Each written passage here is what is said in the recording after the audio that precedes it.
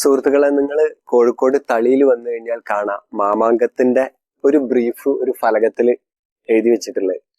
മാമാങ്കം ഓരോ വ്യാഴവട്ട കാലത്തുമായിരുന്നു നടന്നിരുന്നത്. അതുപോലെ തന്നെ ലോകത്തിന്റെ നാനാഭാഗങ്ങളിൽ നിന്നും ആളുകൾ എത്തിച്ചേർന്നിരുന്ന ഒരു വലിയ ബൃഹത്തായ ഒരു വാണിജ്യ മേളയായിരുന്നു. അതുപോലെ തന്നെ അതില് ചാവേറുകൾ വന്നു ചേർന്നിരുന്നത്, വള്ളുവനാട്ടിൽ നിന്ന് ചാവേറുകൾ വന്നു ചേർന്നിരുന്നത്. അങ്ങനെ ഇതിന്റെ ഒക്കെ ഒരു ചുരുക്കരൂപം നമ്മൾ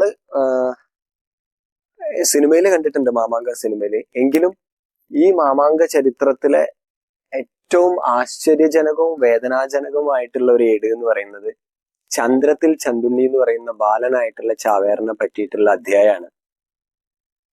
അതായത് 14-ാം നൂറ്റാണ്ടിന്റെ മധ്യത്തിൽ തുടങ്ങിയിട്ട് ഏകദേശം 250 വർഷത്തിൽ കൂടുതൽ 2.5 നൂറ്റാണ്ടോളം നീണ്ടു നിന്നിരുന്ന മാമാങ്കം എന്ന് പറയുന്ന ചടങ്ങ്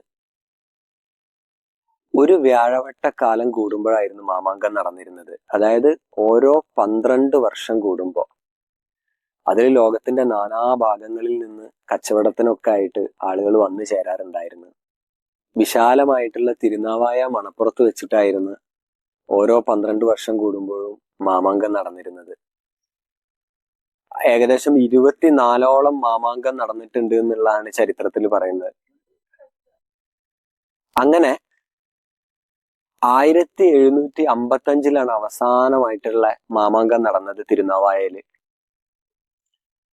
ആ മാമാങ്കത്തിലാണ് ബാലനായിട്ടുള്ള ചന്ദ്രത്തിൽ ചന്തുണ്ണി ചാവേറായിട്ട് ചെന്നത് എന്നുള്ളതാണ് ചരിത്രത്തിൽ രേഖപ്പെടുത്തിയിട്ടുള്ളത്.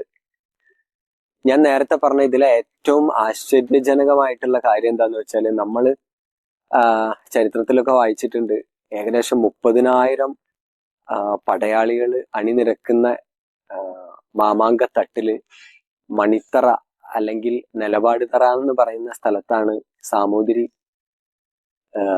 നിലപാട് നിൽക്കുക, അധ്യക്ഷസ്ഥാനം വഹിച്ചിട്ട് നിൽക്കുക.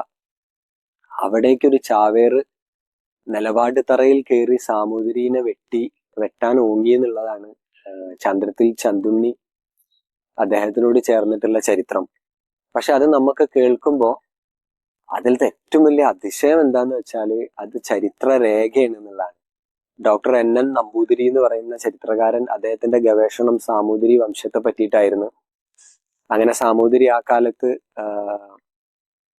ഗവേഷണ ഭൂഷണം എന്ന് പറയുന്ന ബിരുദമൊക്കെ അദ്ദേഹത്തിന് നൽകിയിട്ടുണ്ട്. അതായത് സാമൂതിരി വംശത്തിന്റെ മാമാങ്കവുമായിട്ട് ബന്ധപ്പെട്ട താളിയോലകളെല്ലാം പകർത്തി എഴുതി, അങ്ങനെ ആ പകർത്തി എഴുതിയ താളിയോല ഗ്രന്ഥങ്ങളിൽ കൃത്യമായിട്ട് എഴുതി വെച്ചിട്ടുണ്ട് 1755 ചന്ദ്രത്തിൽ ചന്തുണ്ണി ചാവേറായിട്ട് വന്നത് എന്നുള്ളത്.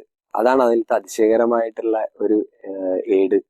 അത് കൃത്യമായിട്ടുള്ള തെളിവായിരുന്നു എന്നുള്ളതാണ്. ആ താളിയോല ഗ്രന്ഥത്തിൽ ആ ചരിത്ര രേഖ ഡോക്ടർ NN നമ്പൂതിരി അദ്ദേഹത്തിന്റെ മാമാങ്കം രേഖകൾ എന്ന് പറയുന്ന പുസ്തകത്തിലേക്ക് പകർത്തി വെച്ചിട്ടുണ്ട്.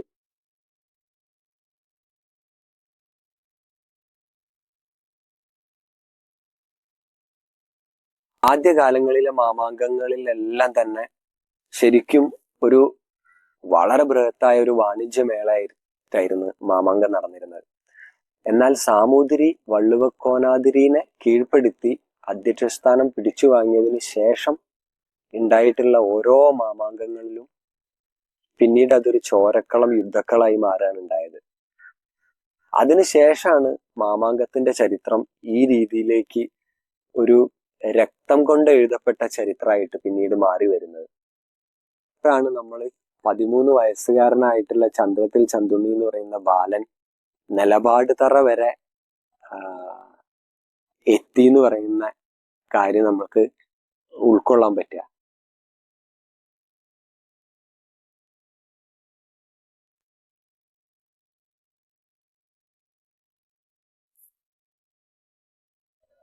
ഇന്നും ചന്ദ്രത്തിൽ ചന്തുണ്ണി എന്ന് പറയുന്ന ചാവേറിന്റെ നാടായിട്ടുള്ള മലപ്പുറത്ത് കോട്ടയ്ക്കൽ ഭാഗത്ത് പാങ് എന്ന് പറയുന്ന സ്ഥലത്ത്, അവിടെയാണ് അദ്ദേഹത്തിന്റെ തറവാട്, ചന്ദ്രത്തിൽ തറവാട്.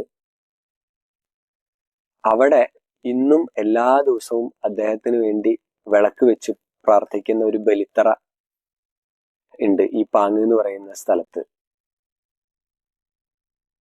14-ാം നൂറ്റാണ്ടിന്റെ ആ കാലങ്ങളിലൊക്കെ വള്ളുവനാട് അടക്കമുള്ള ആ ഭാഗത്തുള്ള മധ്യ കേരളം ഒക്കെ ഭരിച്ചിരുന്നത് ചേരമാൻ പെരുമാളായിരുന്നു. പിന്നീട് അതുകൊണ്ട് തന്നെ അദ്ദേഹമായിരുന്നു മാമാങ്കത്തിന് അന്ന് അധ്യക്ഷസ്ഥാനം നിന്നിരുന്നതൊക്കെ. പിന്നീട് ചേരമാൻ പെരുമാള് ഭരണം എല്ലാം ഒഴിവാക്കി ഇവിടുന്ന് പോകുന്ന സമയത്ത് അദ്ദേഹം ഒരു തീർത്ഥാടനത്തിനായിട്ട് പോവുകയുണ്ടായി എന്നാണ് പറയപ്പെടുന്നത്. ആ സമയത്ത് വള്ളുവനാട് നാട്ടുരാജ്യത്തിൽ ഒരു ചെറിയ നാട്ടുരാജാവായിരുന്ന വള്ളുവ കോനാതിരിക്ക് തിരുനാവായയിലെ മാമാങ്കത്തിന്റെ അധ്യക്ഷ സ്ഥാനം വഹിക്കാനുള്ള അധികാരം കൈമാറിയിട്ടാണ് അദ്ദേഹം പോയത്. അങ്ങനെ പിന്നീടുള്ള മാമാങ്കത്തിലൊക്കെ വള്ളുവ കോനാതിരിയായിരുന്നു അധ്യക്ഷ സ്ഥാനം വഹിച്ചിരുന്നത്. അതായത് മാമാങ്കത്തിന് അധ്യക്ഷ സ്ഥാനം വഹിക്കുക എന്ന് പറഞ്ഞാല് രാജാക്കന്മാരിൽ അത്ര അഭിമാനകരമായിട്ടുള്ള ഒരു കാര്യമായിരുന്നു. അതുകൊണ്ട് തന്നെ സാമൂതിരിക്ക് അതില് മാമാങ്കത്തിന് അധ്യക്ഷ സ്ഥാനം വഹിക്കണം എന്നുള്ള ഒരു ആഗ്രഹം ഉടലെടുക്കുകയുണ്ടായി. പിന്നീട് ഒരു മാമാങ്കം നടന്നുകൊണ്ടിരിക്കുമ്പോ തന്നെ സാമൂതിരി ഒരു മുന്നറിയിപ്പും ഇല്ലാതെ വള്ളുവക്കോനാതിരിന്റെ രാജ്യത്തെ ആക്രമിച്ച് വള്ളുവനാട്ടിൽ പറയപ്പെടുന്നത് അത് ചതിച്ച് കൊന്നു എന്നാണ് വള്ളുവക്കോനാതിരിനെ. അതിനുശേഷം വള്ളുവനാട് പിടിച്ചടക്കി പിന്നീടുള്ള മാമാങ്കത്തിലൊക്കെ സാമൂതിരി അധ്യക്ഷസ്ഥാനം വഹിച്ചു. പക്ഷെ വള്ളുവനാട്ടിൽ നിന്ന് ഓരോ മാമാങ്കത്തിലും 4 വീട്ടിൽ പണിക്കന്മാര് എന്ന് പറയുന്ന പണിക്കർ തറവാടുകളിൽ നിന്ന് ചാവേറുകളായിട്ട് ആയോധന കലയിൽ അഗ്രഗണ്യരായിട്ടുള്ള ചാവേറുകളായിട്ടുള്ളവര് വന്ന് വെട്ടിമരിക്കാറുണ്ടായിരുന്നു സത്യത്തില്. അതായത് ഒരു വിഫല ശ്രമമാണ്. കാരണം 30,000-ഓളം സാമൂതിരിയുടെ ഭടന്മാർക്കിടയിലേക്ക് 50-ഓ 60-ഓ പരമാവധി 100-ഓ വരുന്ന ചാവേറുകളാണ് വരിക. അങ്ങനെ ഓരോ വ്യാഴവട്ടക്കാലത്തും നടക്കുന്ന മാമാങ്കത്തിൽ ചാവേറുകൾ വന്ന് വെട്ടിമരിക്കും. അങ്ങനെ 1755 നടന്ന മാമാങ്കത്തിലാണ് 13 വയസ്സുകാരനായിട്ടുള്ള ബാലനായിട്ടുള്ള ചന്ദ്രത്തിൽ ചന്തുണ്ണി വന്ന് ചാവേറായിട്ട് വന്ന് വെട്ടിമരിക്കുന്നത്. പക്ഷെ 1755 ശേഷം പിന്നീട് ഒരു മാമാങ്കം തന്നെ നടന്നിട്ടില്ല എന്നുള്ളതാണ്. ചരിത്രത്തിൽ അതൊരു നിഷ്കളങ്ക ബലിയായിട്ടാണ് രേഖപ്പെടുത്തിയിട്ടുള്ളത്. എന്നാൽ ആ നിഷ്കളങ്ക ബലിക്ക് ശേഷം പിന്നെ ഒരു മാമാങ്കം തന്നെ നടന്നിട്ടില്ല എന്നുള്ളതാണ്. സാമൂതിരി വംശം തന്നെ